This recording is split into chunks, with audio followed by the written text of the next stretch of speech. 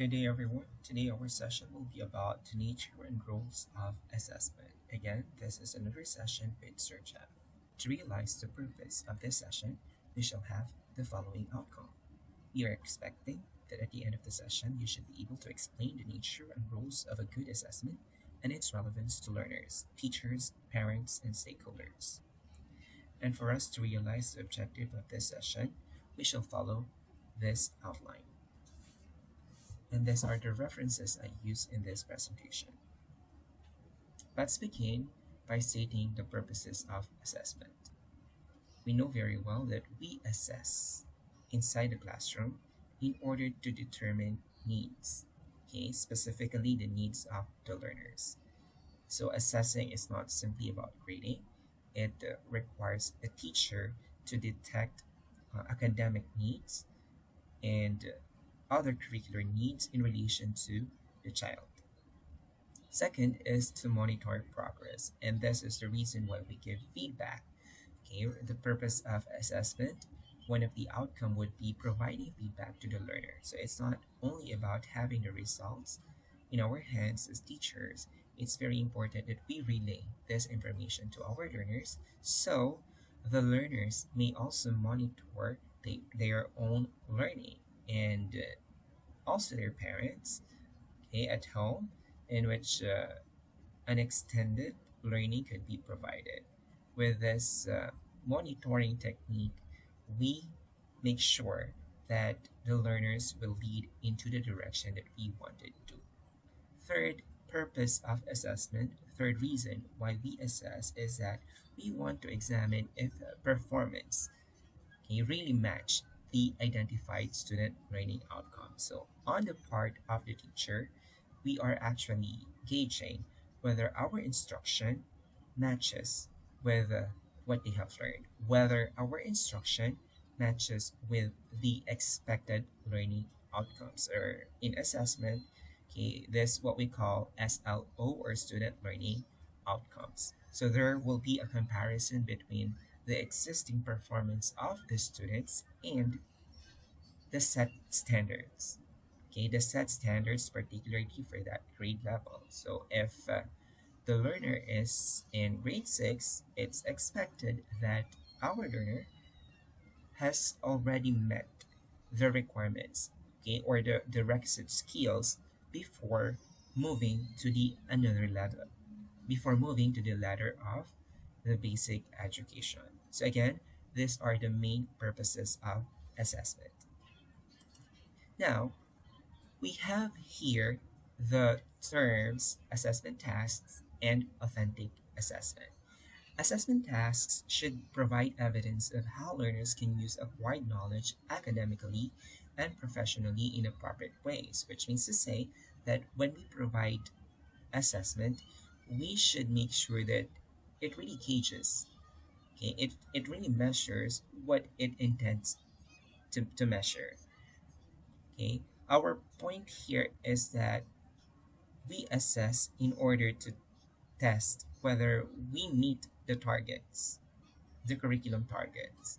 So whenever we design assessment tasks, let us make sure that this task really reflect, okay, really tests the learning competencies that are intended to be tested. So when we gain the results, it becomes reliable.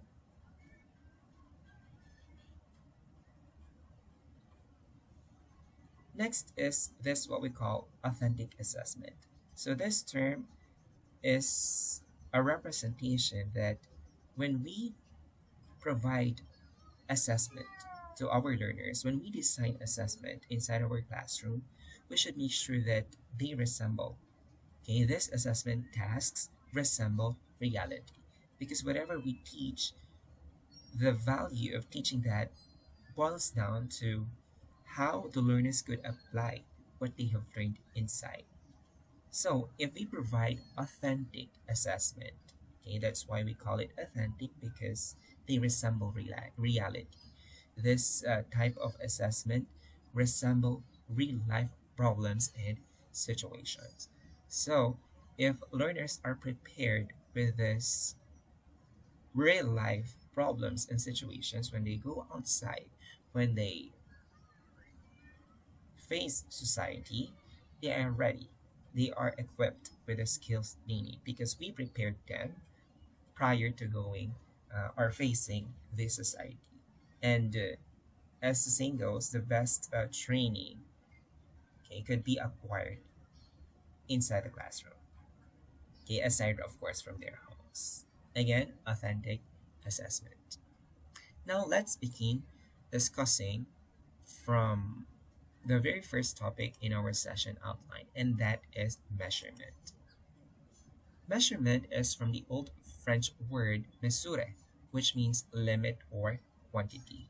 So this is basically a quantitative description of an object's characteristic and attribute. So that's the basic definition of measurement if you're going to look at it in the dictionary. Okay, but when it comes to teaching, measurement could use either standards or norm referenced.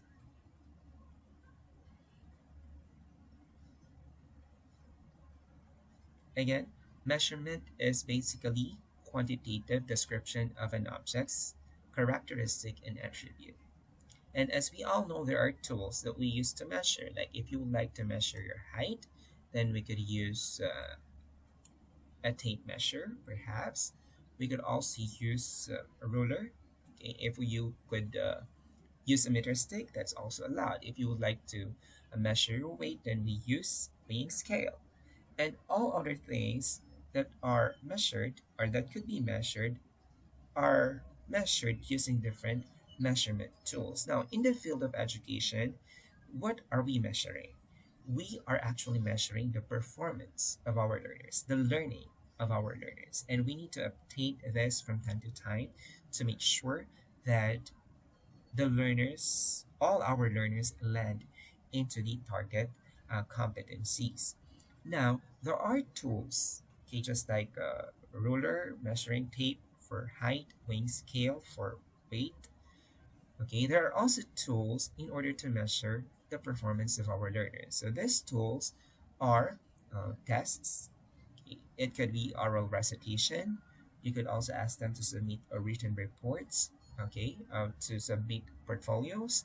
And we could also use rubrics to gauge their performance. So these are tools, okay, measurement tools that we use in the field of education to measure the performance of our learners. Now, the teachers measure the performance using standards or what we call criteria. It could also be uh, norm reference. So when we say norm reference, we are comparing the performance of one learner to the other in the group. Okay, like if you would like to rank your learners, okay, if you are assessing your learners based on their status inside a classroom, okay, using also the results from other learners inside the same classroom, then you are using the norm reference measurement. While if you are using the criterion referenced measurement, your focus is on the standards. You are comparing the actual performance of the learner to the expected standards. So you want to see if there are gaps or if the learner meets the cutoff or meets the expected level of mastery in that particular standard. So measurement, in other words, we could conclude that it could also mean interpretation of scores. Because when we measure, we need to read, okay? We need to make meaning out of those numbers. They are not just simply quantitative scores, but these are intended to be interpreted to gain meaning, which we could use, of course, to make some teaching or pedagogical decisions. Now let's have testing. Testing, as you can see on the screen, is formal and systematic procedure for data collection. So when I say formal, it means to say it follows step-by-step procedure. It's formal because it's structured. Okay, it is based on evidence, based on science. That's why before we create a test or before we test, there are necessary activities that we do, like you need to create your table of specification, you need to study the content that you have taught, make sure that you align instruction to the items which you are going to design for testing. Another is that you need to align the competencies, the target competencies, and make sure that you are really testing these target competencies. So educational tests may be used to measure the learning progress of a learner. So it's a way for us to monitor their status. Okay, it's a way for us to monitor, okay, where they are. And in that case, we could give corrective feedback. Testing is also an instrument to make decision. So it could be formative or summative. When we say formative, it is something or a test that happens during instruction, while summative happens at the end of instruction. The purpose of formative testing is for you to gain data, okay, for corrective feedback. And again, this formative testing is recorded, but they are not included in the computation of the grade in that subject area because the learners are still in the process of learning. What do we compute for the grading or to measure the performance of the learner at the end is the score, okay, or the results of the summative testing. So summative testing is a way, okay, for the teacher to monitor whether the level of performance of the learner